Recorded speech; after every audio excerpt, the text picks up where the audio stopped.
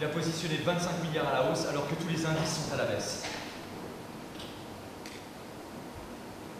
Combien?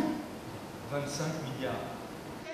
En l'espace d'un week-end, un jeune trader joue et perd des milliards. Le directeur général découvre le poteau rose et réalise qu'il n'a plus assez de liquidités pour purger l'affaire en douceur.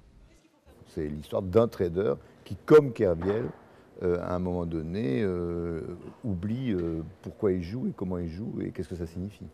Et qui, à un moment donné, se fait coincer dans un week-end. Et cela va terminer à la fois un peu tragiquement pour lui et un peu moins tragiquement pour les autres. Si l'idée du roman d'un trader est venue de l'affaire Kerviel, elle ne raconte pas précisément l'histoire du jeune trader. Mise en scène à la manière d'une pièce de boulevard, elle traite de la crise économique avec sourire et extravagance. Mais le message est clair. Ça me semble être fondamental aujourd'hui qu'un metteur en scène comme moi soit en relation directe avec le monde et en particulier quand il y a une crise comme celle-ci qui surgit. Avant même la première, la pièce est un véritable succès de curiosité. Le metteur en scène a déjà vu défiler bon nombre de médias. Après-demain, les banques seront toutes au bord du gouffre. Les bourses vont dévisser. Le système financier va s'effondrer. Mais ne vous en faites pas.